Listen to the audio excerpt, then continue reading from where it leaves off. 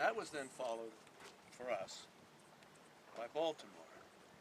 And I had not thought when I first started that I would do a second aquarium. It was a privilege to do one. And then we were doing shopping centers and hotels like so many architects. We were doing all kinds of things. And I got very excited by redesigning the MBTA with my 6 colleagues. We gave the MBTA a new name, called it the T. We gave the lines. I had the privilege with magic markers of choosing red, orange, blue, and green, and giving the lines those names. And that was another experiential project. I stress experiential, because I think the ridership of the MBTA has been greatly increased in large part because people know where they are and where they're going. The information system, the sense of knowing where you are and where you're going, drives the design. Architecture becomes entirely secondary, a servant to that experience, that information that makes you comfortable to be on the ground. And you, in a way, learn about your city through the process of using it every day. But now, what is Baltimore about? What am I showing you here when I refer to these kinds of images? This building is more expressive than Boston. It's a stronger piece of architecture, and the inside is an even stronger three-dimensional mix of things that go on in there. It built upon the ideas of Boston, and I have to say was wonderfully encouraged by a group like yourselves who started it. A group of citizens who started out thinking, you know, if Boston can have such a thing, we must have one that's maybe even bigger. Was that when they were redoing the harbor too? Yes, it was a centerpiece of the inner harbor. Now, I can't claim anything more than doing this one little piece of that inner harbor. But I remember that. Right. Doing that was a key, you might say, component of its success, because this building became a kind of hinge point or a focus for the whole harbor, more than Boston. Yeah. It took on an iconic role, Yeah. and we let it express that by being more free and sculptural. But, free and sculptural or not, good building though it may be in some people's eyes as a piece of architecture, it's not a piece of architecture for its own sake. It's a strong piece of architecture in large part because it grew out of this diagram and this cross-section, or all the things that go with that have to do with what we learned in Boston about controlling the experience of the rhythm that I mentioned in Boston, and those kinds of orchestrations that made it a little bit akin to a film or a piece of theater. As you go through the building, it is structured with a linear path, and then with climaxes or sub-climaxes, final, later climaxes, and so on, so that by the time you get to the end of it, you've had something happen to you that you might remember. It got more complex because we introduced a rainforest. People said, what's a rainforest got to do with an aquarium? And I remember giving a speech to the Board of Trustees, a group like yourselves, saying, well, rainforest is entirely dependent on water, and we all are. And so rainforest is very much a subject for aquariums, which is all about water. And they understood that, and accepted it, and suddenly a new, you might say, idea was introduced to the aquarium field, in that this rainforest was a key exhibit. All driven by this internal experience. And what does this all boil down to?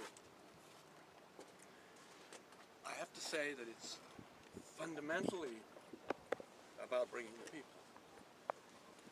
Baltimore had an inferiority complex. Some say Gloucester has that now. Yeah. Yeah. I want to encourage you all to throw that in the trash can it belongs to, that inferiority complex, as Baltimoreans did. When I first went there the first day, I was staying in a hotel, Came in the night before for a meeting the following morning. The taxi driver said, "Where are you doing what?" and so on.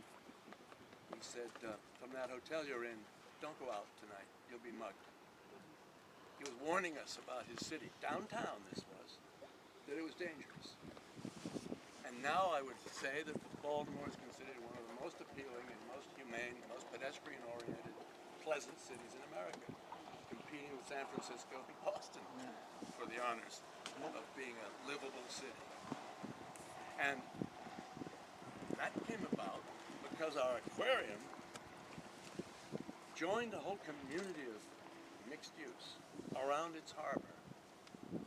Here I am standing talking like this in the most beautiful harbors, smaller gondolas, but this is a similar asset. Baltimore had this huge asset, and what we did was take advantage of it with a building that sits out in it and enjoys it. And retail became a huge part of it.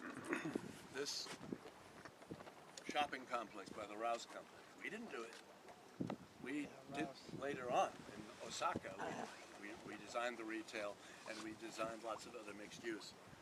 Here we only did the aquarium, but we were next to and planned together with a festive retail use, which had its own drawing power that would bring people. And this kind of crowd is a typical crowd on almost any day in Baltimore, and has been for about 30 years now, since it opened in '81. Baltimore was transformed.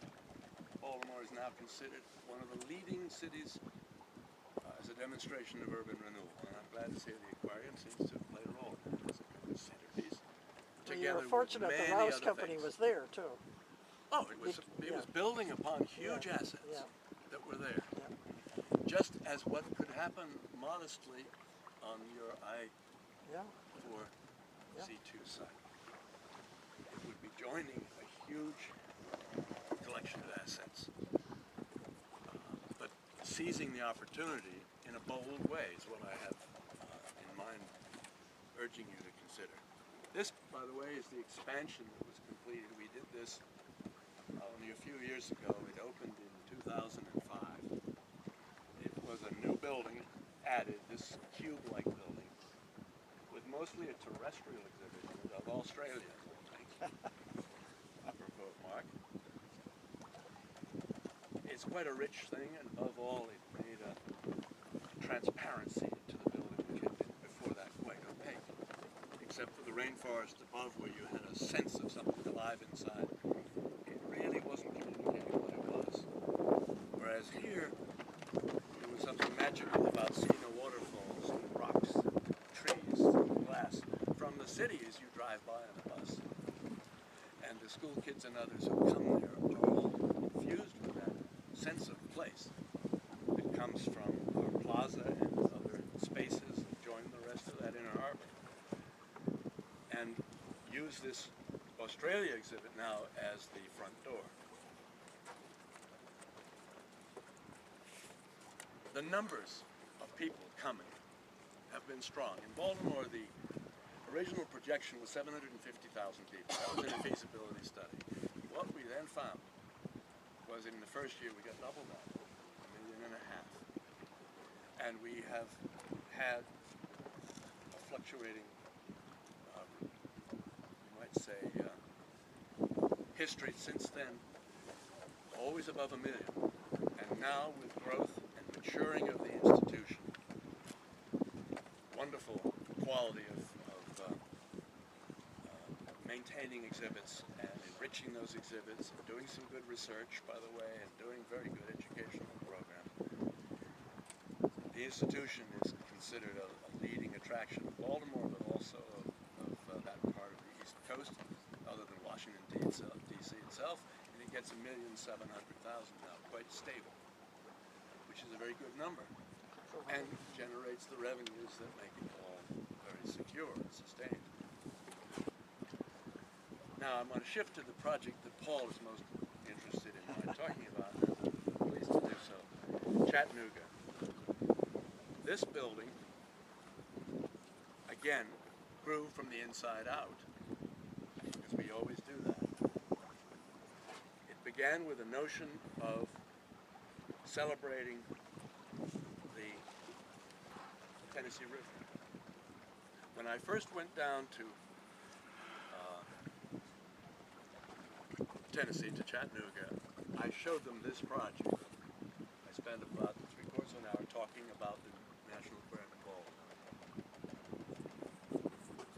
to a group like yourselves, who had not yet initiated any studies. They were just thinking about it, thinking maybe we could have something like this. And they had earmarked $15 million as their budget. I gave a talk about what we had done in Baltimore, this being now 84, 85. A man sitting in the group, could be like any of you, asked me a question. He said, Mr. Chermayeff, as you know, our budget is $15 million. Do you think it's enough? I said, no, I didn't think it was, which was a daring thing to say, because I thought that might go down like poison. He said, what do you think it ought to be?